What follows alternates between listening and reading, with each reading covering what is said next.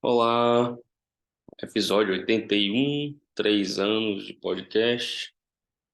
Meu nome é Felipe Dantas Pinheiro, sou médico oncologista e professor de medicina.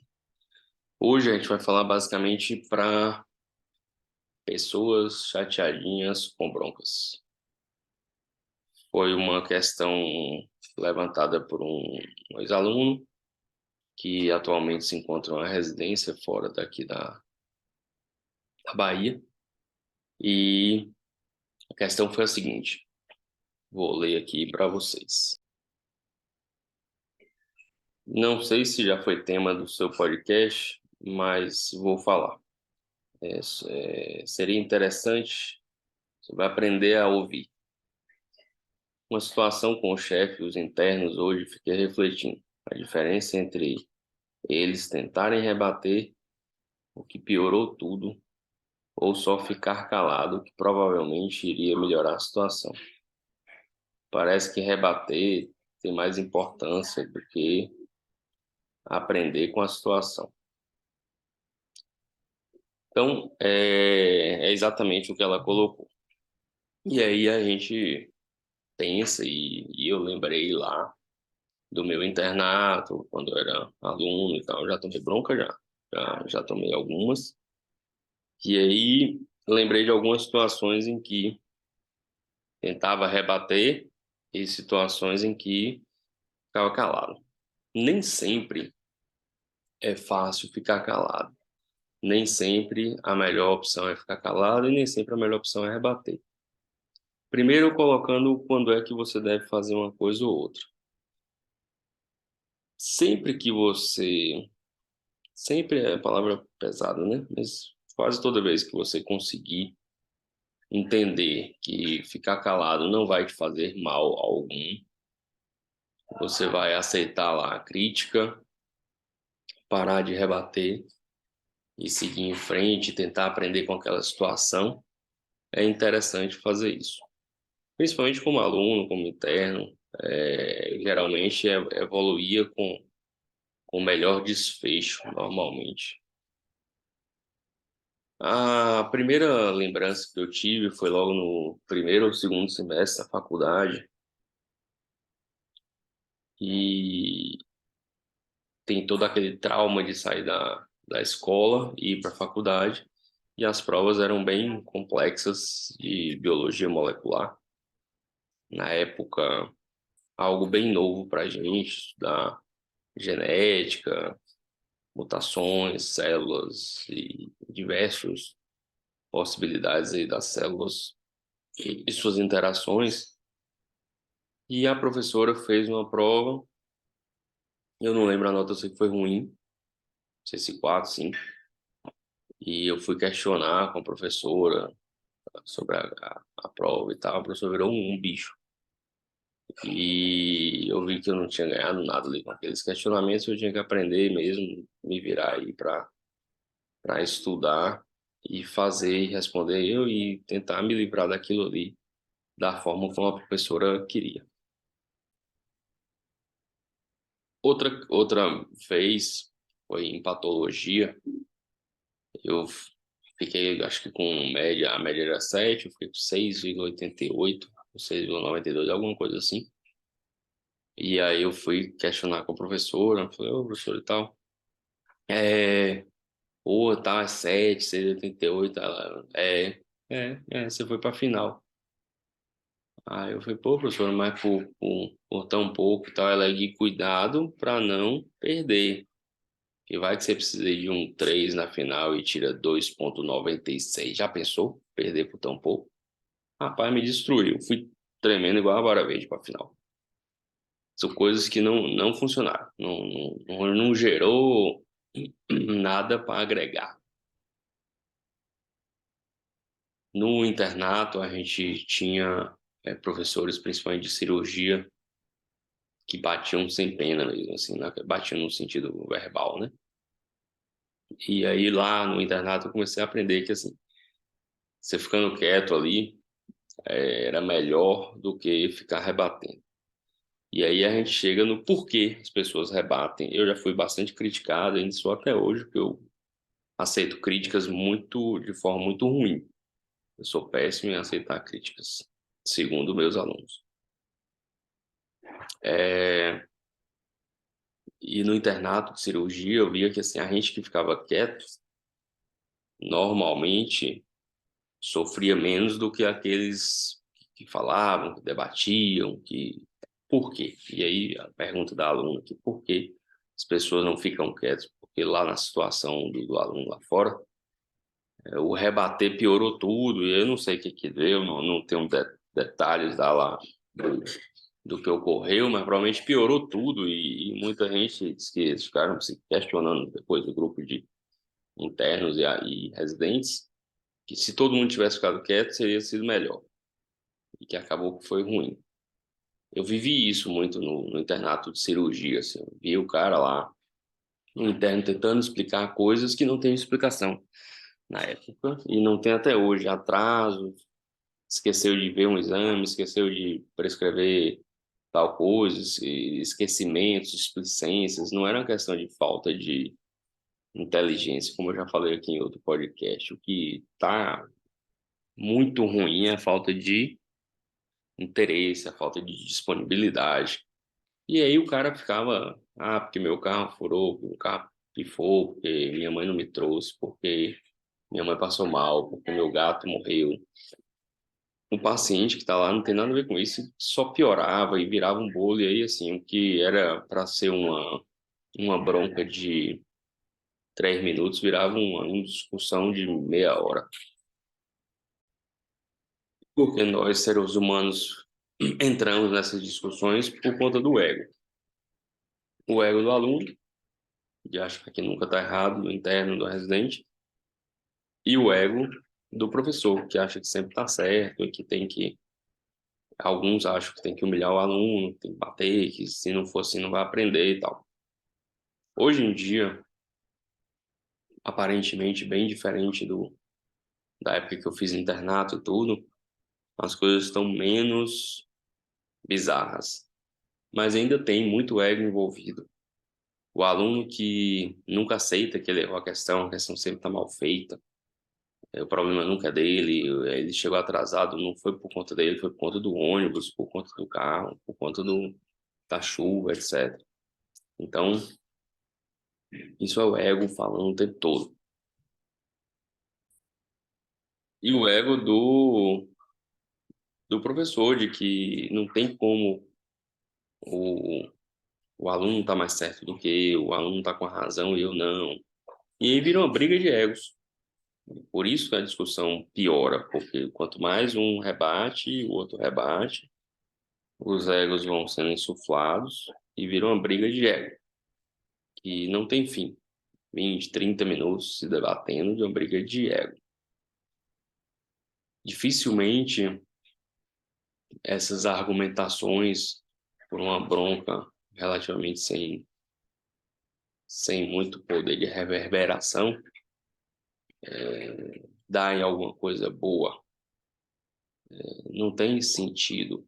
A não ser o ego, no sentido de o aluno falar, pô, eu ganhei, tá vendo, o professor ficou sem resposta, a gente ouve muito isso lá. Eu falei com o doutor fulano não tinha nem resposta, não teve o que falar, não sei o quê. E o professor, muitas vezes nas reuniões também, então a gente conhece os professores, porque fulaninho veio falando e eu acho absurdo, eu falei, ele não tinha o que falar. É muito ego de ambas as partes, e este é o motivo das discussões longas, na hora que você toma uma bronca de alguém. Outra coisa que eu lembrei, eu estava em uma instituição de bem grande e de um fluxograma, organograma de capacidades de gerenciamento muito bem definido. E nesse organograma, nesse fluxograma, o médico estava lá embaixo, baixo. Assim, penso aí numa folha de ofício, um fluxograma, uma folha de ofício na vertical, e o médico é o rodapé da folha de ofício. E aí, eu estou descrevendo isso porque foi exatamente isso que eu ouvi. Eu liguei para um dos diretores lá de cima, do meio para cima do fluxograma da empresa, e o cara não gostou. minhas argumentações, minha solicitação, não foi nem argumentação, nem foi expor, nem nada. Eu liguei para solicitar uma atividade específica. E aí, o cara não gostou, falou, tal, você não ligou para isso, ligou para aquilo, ligou para não sei aonde e tal, você tem que ligar para não sei quem, para e não deu em nada, assim, não falou nada, não. E aí, 3 minutos depois, o presidente, vice-presidente, CEO, sei lá, esses trem, CFO, me ligou e perguntou se eu tinha ligado para a diretora de não sei o que lá e tal. Eu liguei porque, ó, vou te explicar uma coisa. Existe um cronograma, um organograma, não sei o que, ficou descrevendo e tal. Aí citou o fluxo inteiro, do presidente até chegar no médico, era o rodapé da página. Aí passou por gerente regional, gerente nacional, gerente não sei o que e tal, para esculhambar mesmo. Eu falei só, desculpa e tal, não se repetirá, tarará, não conheci o fluxograma, vou me debater sobre o fluxograma, seguir as origens direitinho e tal, e acabou. Não adiantava eu falar coisas que, sem ligar, eu liguei, segui o fluxo e não deu certo, porque só ia piorar. O cara queria mostrar quem mandava. O diretor que eu enchi o saco queria mostrar que quem manda é diretor, o presidente, não médico lá da rabeira, do fim do mundo e tal. Quando for sobre ego, não adianta você ficar discutindo. Não adianta. Então, evite maiores discussões, você interno, residente, aceite, entenda, veja se você pode aprender alguma coisa com isso ou não. Nessa situação, por exemplo, eu aprendi a seguir os fluxos, eu sigo os fluxos todos burocráticos e tal. Hoje, eu estou em outras empresas, né, desse episódio, e nas empresas atuais agora eu sigo o fluxo mesmo, meio corporativo, que eu não tinha pretensão de usar, eu uso hoje das faculdades, das faculdades que eu dou aula, da empresa que eu trabalho, uso todos os e-mails corporativos, sigo todos os fluxos no máximo possível para evitar reverberações de broncas desnecessárias.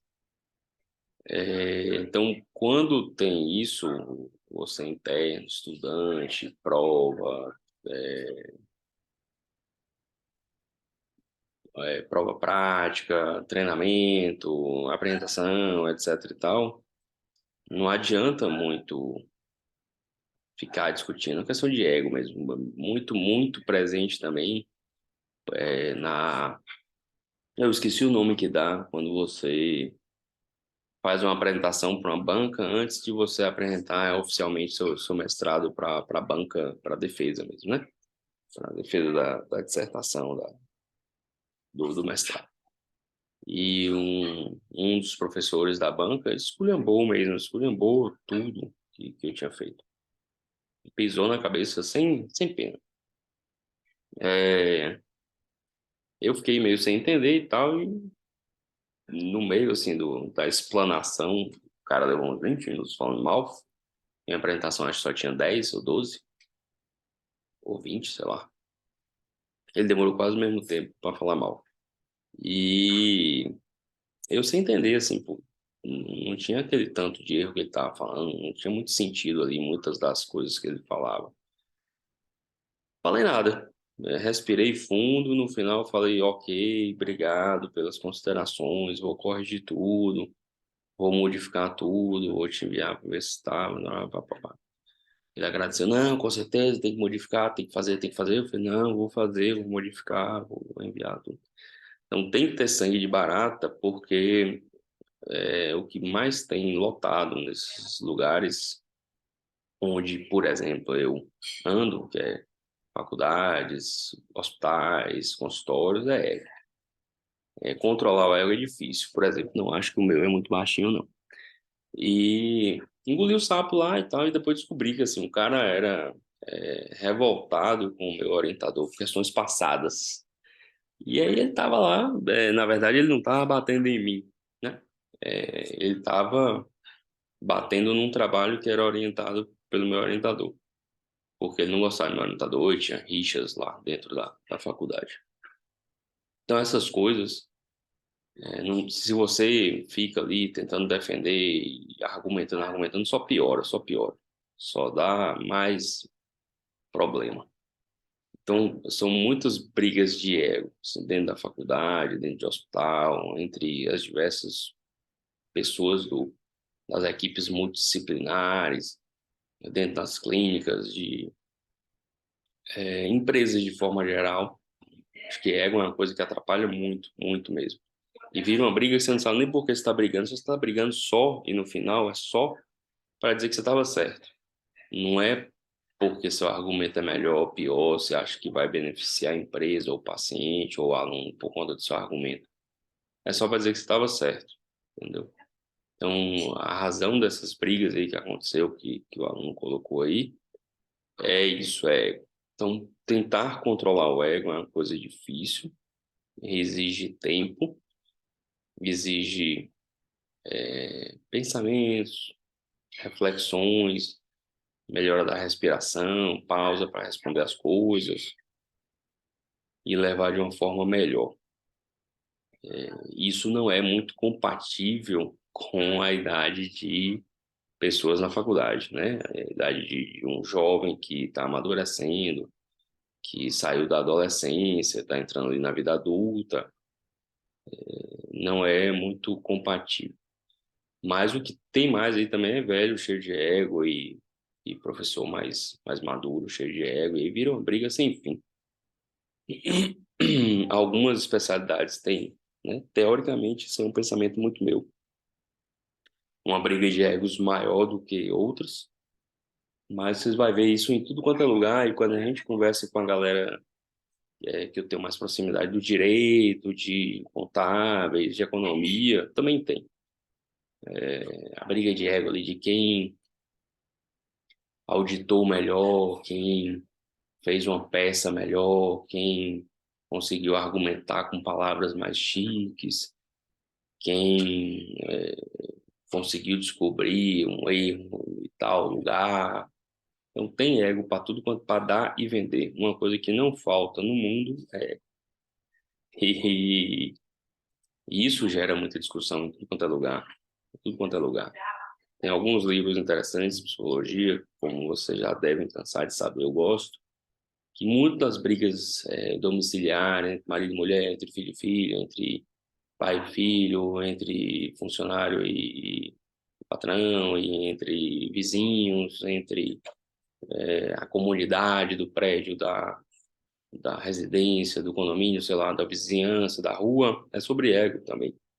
Ouvi uma frase interessante, um pensamento, que na verdade não é uma frase, mas se não me lembro bem, é de algum curso de filosofia falando da questão de como o seu ego te atrapalha em coisas que se não tivesse o ego tão inflado, não atrapalharia.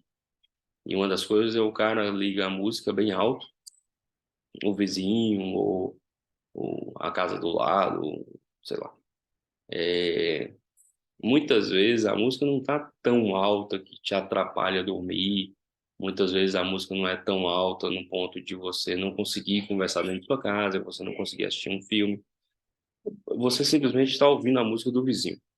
E o seu ego, no sentido de que é um absurdo o vizinho estar ouvindo uma música tão alta que está chegando na minha residência, te deixa transtornado, porque você não tem controle sobre aquilo, você não pode ir lá e mandar baixar.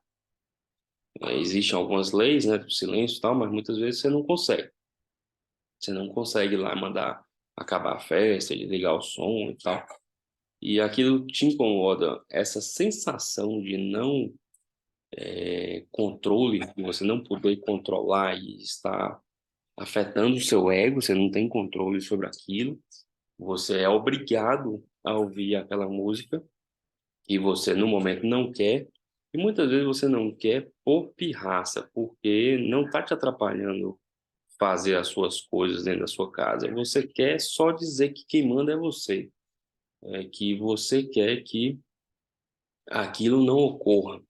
E como entra em choque, né, a coisa que você quer e o que você vai conseguir, você não vai conseguir, isso cria uma reverberação dentro de você grande de incômodo e chateação.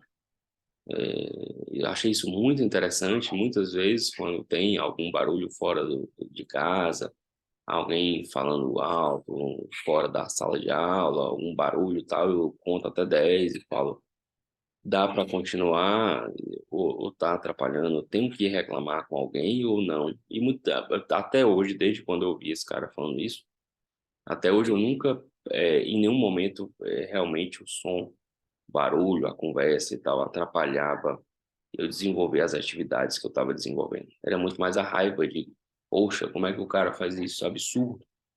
Então, isso também no trânsito, o cara que quer te ultrapassar por um lado ou pelo outro, ou na errada, ou quer furar uma fila no engarrafamento, você fica muito mais chateado com o seu ego, de, pô, o cara foi mais esperto do que eu, o cara conseguiu entrar em minha frente, o cara furou a fila do que ele ter furado a fila. Furar a fila não te atrasou em nada. Em vez de você chegar no lugar 10 horas e 30, você vai chegar 10 horas e 30 e 20 segundos depois. E o que machuca é o ego. O cara ter entrado na frente, ter conseguido o que você talvez quisesse, não conseguiu, ou quisesse, não sente vontade para fazer. Então, o ego bate demais, machuca demais, não só os outros, machuca você mesmo, te atrapalha em muita coisa. Então, os residentes e alunos e pessoas de forma geral, soube que tem alguns profissionais aí que vêm me ouvindo, fiquei bem feliz com isso, espero que eu ajude nessas coisas. Tente controlar o ego nesse sentido, que atrapalha bem menos você no esforço de controlar o ego do que entrar nessas discussões apenas para dizer que está certo. Muito obrigado mais uma vez. A voz está melhorzinha, fazendo fonoterapia, os exercícios todos, como a fono mandou, e vamos seguindo a vida. Um abração e até a próxima.